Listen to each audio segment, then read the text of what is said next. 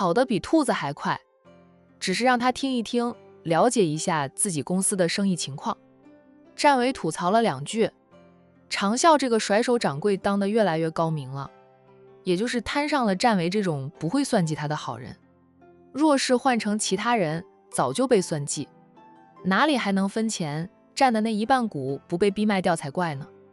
战伟背后有战氏集团，他又是个不差钱的主，懒得为了一点钱干出那等事情来。他敢那样干，奶奶知道了不骂死他才怪呢。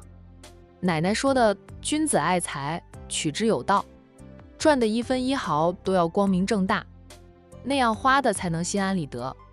苏总说道，常总不管公司，也不做生意，让他留下来听也听不明白，还要浪费我们的时间向他分析，拉低咱们的工作效率。他喜欢战维，不仅仅是战维颜值高，洁身自爱，从来没有因为长得帅，多女孩子喜欢就玩弄别人的感情，还因为战维的能力以及办事效率。他是个雷厉风行的人，办事效率也是极高的，就欣赏跟他一样行事作风的战维。战维叹口气说道，可是我有时候也想休息休息的呀，笑哥什么都不管，我想休息也没有人能顶班。他不是累，他是想腾时间追妻。蓝若若承认对他有感情，却也明说了不会轻易接受他，他还得继续努力，改变他和蓝若若竞争对手的局面，他追妻才会有实则性的进展。苏总说道，战总周末不是可以休息吗？周末也不太够呀。苏总抿了抿嘴，在开口时已经不扯闲话了，直接切入工作。他和战维谈了很久，最后双方都满意才签了合同。签了合同，苏总今天过来的工作椅了，他严肃的表情缓和了很多，端起那杯水喝了一口便放下，放久了温开水已经变成了凉水。战维留意到这一点，他起身拿过苏总面前的那只杯子，对他说道，水凉了吧，我重新给你倒一杯过来。好，谢谢。战维去给他倒水时，苏总的视线追着他走，人长得帅，有能力，事业有成，又细心周到，是他最理想的伴侣。可惜他明着暗里都表白过，战维拒绝了他。苏总也有自尊心，被战维一再拒绝，他自尊心多少都受到了点伤害，不愿意厚着脸皮纠缠战维，那样只会让自己的自尊心更加受损。他不允许自己为了一个男人而丢了自己努力多年的成果，男人得不到，至少他要保住他的事业，他的前途呀。战维不接受他看不上别人，那就不结婚了，有需要时去牛郎店一样能快乐。苏总请喝水。战维不知道苏总心里想什么，他给苏总重新倒了一杯温开水过来，还拿来了一盘水果。工作室了，苏总吃点水果吧。战维放下了水果，在自己的黑色椅子上坐下来。谢谢。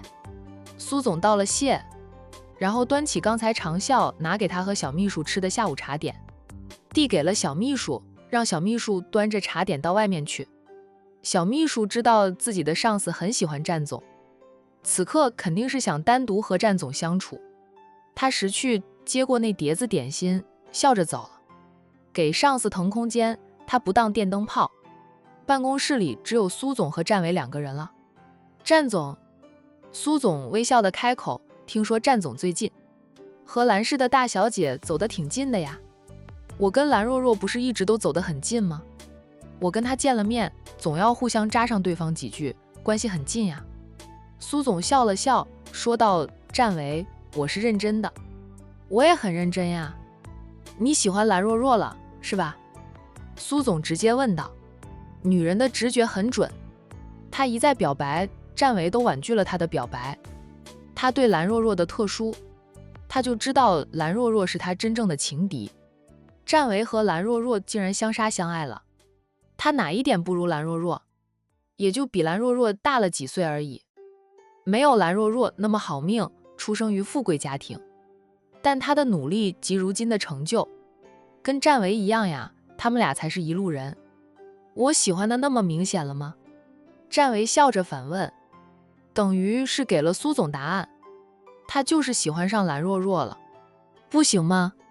他未婚，蓝若若未嫁，两个人都是单身狗。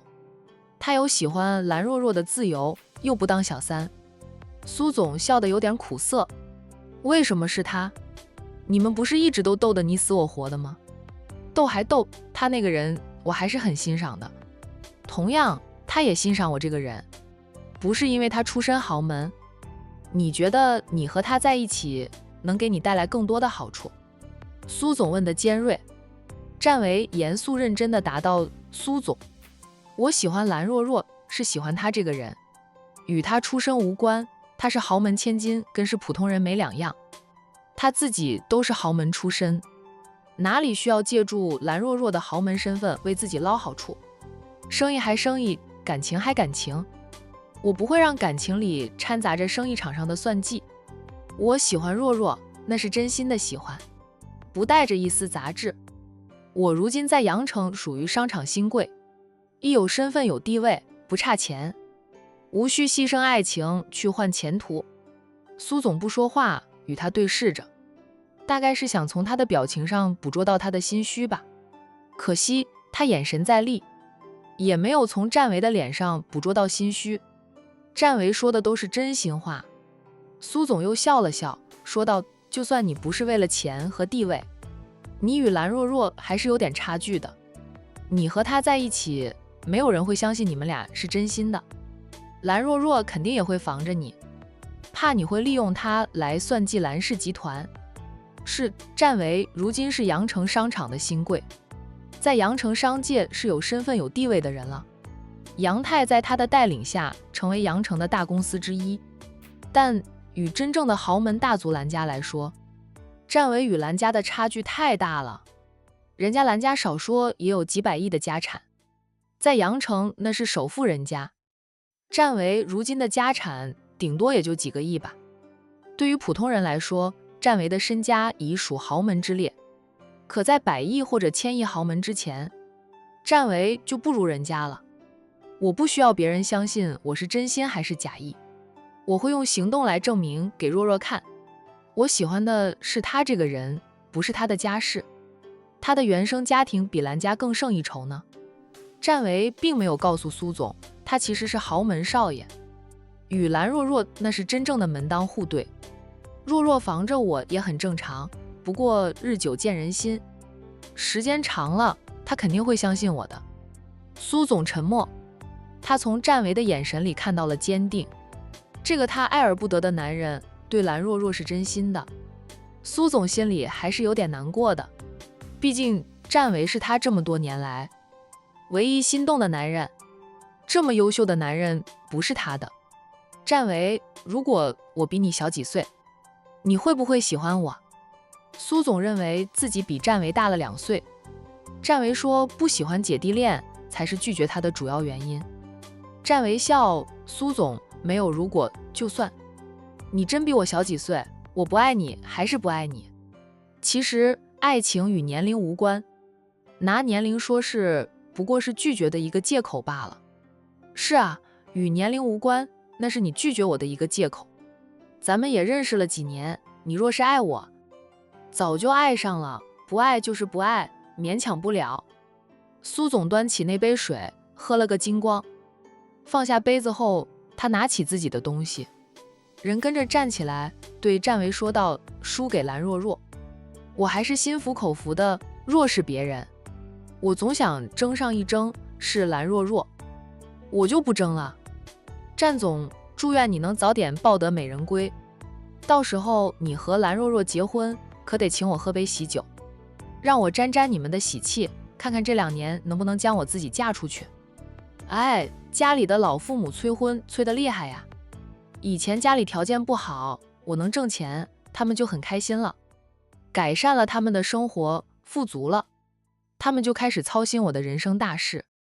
苏总没有说，他父母还说过，如果他一直不恋爱不嫁人，那他挣下的家产就给他的兄弟了。由他的兄弟以及侄儿女们继承。凭什么？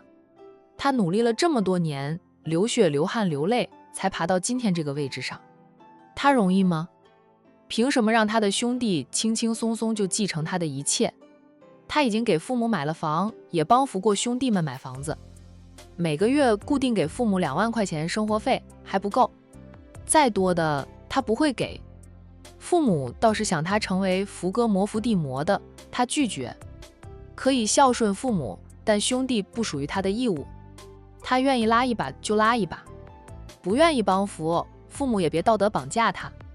有时候苏总都想占为拒绝他，是不是知道他的家庭情况，怕他是个凤凰女，会被他全家人吸血。占为笑了笑，理解的。我也一样，会被家里的长辈催婚。苏总朝他伸出手，2个人握了握手。占总，我们合作愉快。合作愉快。占为送苏总出办公室，一直送到了电梯口，目送着苏总和小秘书进了电梯。占为向他们挥挥手说再见。电梯门很快合上了，小秘书端详着自家上司的脸色。苏总看向他，不用打量了，没成。苏总向占总表白了吗？要表白啊，让占总知道你是喜欢他的。小秘书以为自家上司心高气傲，没有向占为表白，哪怕很多人看得出来他上司喜欢占为，可他没有看到过上司表白，不说出来，占总哪里知道。苏总默了默后说道，我表白过不止1次呢。啊，小秘书很意外，他都不知道上司早就表白过了。占为不爱我，他心有所属，他的心早就给了蓝若若，只是他以前不知道而已。我看得出来的，我也不愿意相信，以为他们俩是竞争对手，是死对头，不会发展成为恋人的。错了，相互欣赏对方的一男一女，很容易就会发展成为恋人，会突破冤家的关系，什么生意竞争，在爱情面前都得让路。占为说了，与年龄无关，不爱便是不爱，拿年龄说事，不过是为拒绝找一个借口罢了。他只把我当成生意上的合作伙伴，也可以说是朋友，但不会成为恋人。苏总颇为难过地道，这么多年来，我第一次遇到让我很满意的男人，结果出师未捷身先死，连开始的机会都没有，终究是有缘无分。秘书哑了哑口，随即安慰的道，苏总别灰心，你这么优秀，以后能遇到比占总更好的男人的。占总和蓝大小姐在一起了吗？他们俩不会相互防着对方。占总是图蓝大小姐的家世吧？男人更重视前程，他若是和蓝小姐在一起，于他来说帮助很大的，好处多多呢。苏总沉默片刻后说道，占为应该不是那种人，他自己有足够的能力爬到高位，不需要借助女人的力量，哪怕他刚才也是那样认为的。但在秘书面前，苏总下意识地维护着占为的尊严，不希望占为成了别人嘴里攀高枝的凤凰男。以占为的学识、修养、风度来看，他不像是凤凰男，家里条件应该不会差，穷苦出身的人很难培养出那样的气质。占为的举手投足间总会散发出一股尊贵的气息。小秘书想了想，说道，那也是，占总很能干，其实他和苏总真的很般配。般配又如何？我爱他，他不爱我，感情又无法勉强，我也不愿意去勉强。撇开私人感情来说，他和蓝若若其实更般配，2个人站在一起，郎才女貌，天设地造的一对儿。他和占为是有缘无分。不说这些了，以后我们与杨太就是生意上的合作伙伴，我和占为仅是朋友关系而已，不会再往深发展，也发展不起来。小秘书忍不住说，苏总不打算争取一下吗？他都不爱我，我争取什么？那是自取其辱，我苏燕不需要那样做，不必与人争一个男人，男人而已，外面通街都是，只要我愿意，喜欢我的男人排着队来娶我。苏总也不是没有爱慕者，只是他担心别人是冲着他的钱财来的。对于打工者来说，他是个很成功的打工人。